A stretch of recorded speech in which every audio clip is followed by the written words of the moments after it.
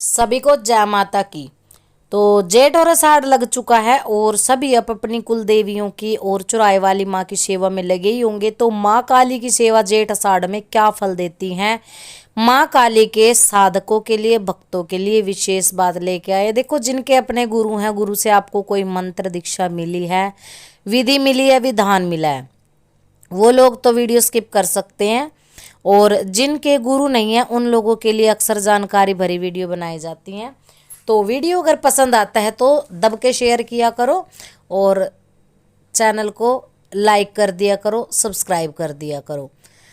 तो जी, माँ काली के उपासकों के लिए ले आए हैं आषाढ़ और जेठ के महीने की सेवा। सभी जानते हैं, बच्चा बच्चा जानता है, आषाढ़ के महीने में गुप्त नवरात्रि चलती है और गुप्त नवरात्रि में पूजा होती है जी महाविद्याओं की।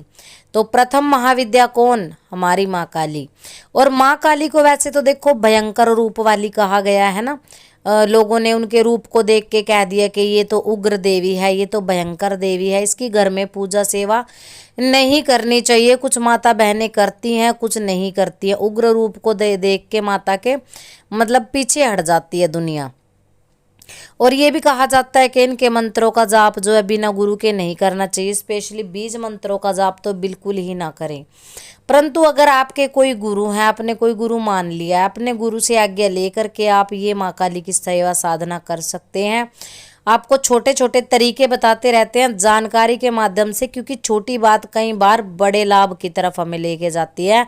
छोटी सी बात के कारण हमारी बड़ी हानि भी हो जाती है और छोटी सी बात के कारण बड़ा लाभ भी हो जाता है। तो माँ काली को तो वैसे देखो प्रचंड देवी कहा गया है। ये काम, क्रोध, मोह, लोभ, अहंकार सभी प्रकार के राक्षसों को भस्म करने वाली देवी मानी गई है, धर्म की देवी मानी गई है। परंतु कुछ लोग जो हैं इनकी साधना करके, इनके मंत्र जागृत करके बुरे कार्य भी करते हैं। खैर, अपना अपना कर्म है सबका, जिसकी जैसी करनी होगी भगवान उसको वैसा ही फल देता है। देर सवेर सबको अच्छे का अच्छा और बुरे का बुरा फल मिल ही जाता है। तो बात करेंगे माता की सेवा कैसे कर सकते हो आप, क्या सेवा आपको महारानी के लिए करनी है।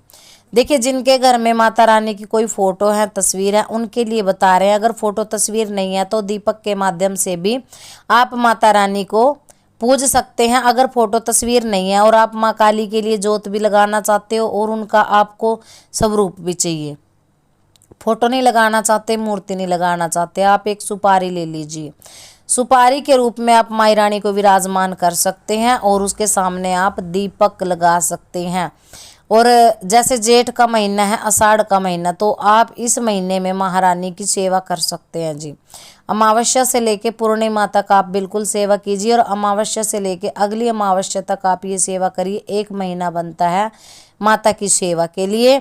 और आगे जो 15 दिन आपको मिलते हैं, 16 दिन की नवरात्रि मानी गई है, उसमें जो गुप्त नवरात्रि आने वाली है उसमें आप महारानी के लिए अखंड ज्योत भी लगा सकते हैं। इनके अखंड मंत्रों का आप जाप भी कर सकते हैं।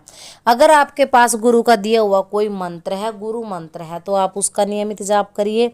कुछ बच्चों का ये कहना है कि हमारे गुरु मंत्र का जाप छूट गया है, तो आप जाप को छोड़िए नहीं, आप अपने जाप को निरंतर कोशिश करते रहिए कि जितना हो सके अधिक से अधिक जाप करें। तो देखो, सबसे उत्तम तो वैदिक मंत्र कहे गए हैं माता रानी के लिए, पर इसमें भी लोगों ने शंका घुसेड़ दी है कि जो वैदिक मंत्र होते हैं वो कीलित हैं और उनमें ऊर्जा नहीं होती और इनको एक विशेष और बड़ी संख्या पे सिद्ध करना पड़ता है। तो ये बात वाकई में सत्य है कि एक विशेष और एक बड़ी संख्या पे आपको इनको सिद्ध करना होता है। अब जैसे माँ काली का मंत्र है ओम क्रीम क्रीम, अगर आप द्विअक्षरी मंत्र जपते हैं तो ये भी घर में सुख के लिए, शांति के लिए, हर तरह से दुख कष्टों के निवारण के लिए सही होता है, उत्तम होता है। और अगर आप 3 बार जाप करते हो क्रीम क्रीम क्रीम, तो इस जैसे आप ओम क्रीम क्रीम क्रीम का दक्षिणेश्वरी काली के स्वाहा, इस मंत्र का अगर जाप करते हो ना, तो ये तांत्रिक विद्याएं जो होती हैं, मतलब आप जो छोटे मोटे तंत्र मंत्र करते हो, जो आप छोटी मोटी सिद्धियां प्राप्त करना चाहते हो, उससे पहले और आखिर में इस मंत्र का जो है उच्चारण किया जाता है। तो माता रानी के सबसे उत्तम, जैसे लोग कहते हैं कि हम नवारण मंत्र का जाप करते हैं जी, ओम एम ह्रीम क्लीम चामुंडा विच्चय, है ना। तो इस मंत्र का आप जाप अगर करते हैं स्पेशली नवरात्रों में, तो आपके पास गुरु होना चाहिए। गुरु से आप आज्ञा लेकर के ये मंत्र करिए। और नवाक्षरी मंत्र है तो 9 लाख की संख्या में आपको बिना रुके कंटिन्यूटी से इसको जपना है।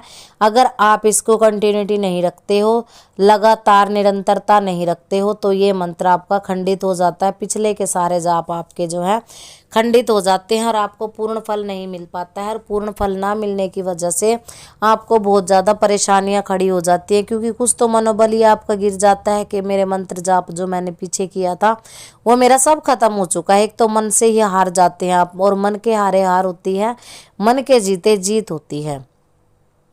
तो माँ काली के उपासकों के लिए सरल सी सेवा विधि है। अगर आपके आसपास कोई माता काली के लिए कोई मंदिर है, कोई स्थान है, तो आपको जेठ और आषाढ़ के महीने में कच्ची लस्सी लेके जानी है।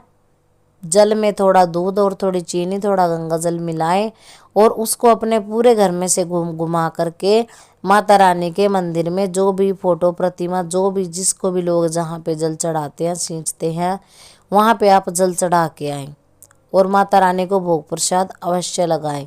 21 दिन के लिए अगर आपको महंगा पड़ता है कि रोज़ाना इतना प्रसाद कहाँ से आएगा, तो आप इलायची दाना रख सकते हो। इलायची दाना और सेल का प्रसाद होता है, सेल ही बोला जाता है हमारे यहाँ, तो सफ़ेद रंग की होती हैं जो मीठे में आप कुछ भी माता को चढ़ा सकते हो। आप डेली डेली देखिए हलवा तो कोई बना नहीं सकता, बहुत ही ये कॉस्टली भी हो जाता है और बहुत भारी काम सबको लगता है। तो आप बाजार से निर्मित प्रसाद नैवेद्य के रूप में लेकर के आइए और रोज़ाना मंदिर जाइए। 1.25 किलो तेल अपने घर से घुमा के रख लीजिए। अगर आपके घर में कष्ट है, और उस तेल का दिया प्रतिदिन आप माँ काली के मंदिर स्थान पे लगाइए। धीरे धीरे क्या होगा, 1.25 महीने की जैसे आप सेवा उठा रहे हो, 1.25 महीने में 1.5 महीने में आपकी बंधी हुई शक्तियाँ खुलेंगी और आपके रुके हुए कार्य जो है बनने शुरू हो जाएंगे।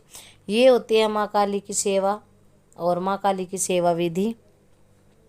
अब जो लोग इनके व्रत करना चाहते हैं, व्रत करने के लिए देखिए, अगर आप गुप्त नवरात्रि में व्रत करना चाहते हैं तो जैसे आम नवरात्रि में व्रत करते हैं, गुप्त नवरात्रि में भी वैसे ही व्रत किया जाता है। परंतु गुप्त नवरात्रि में माता रानी को जैसे कुछ विशेष फल चढ़ाए जाते हैं, जैसे अनार का फल चढ़ता है, तरबूज का फल चढ़ता है, गुड़ चढ़ता है, इस प्रकार से आप श्रीफल चढ़ता है, ये माता रानी को जरूर अर्पण करें।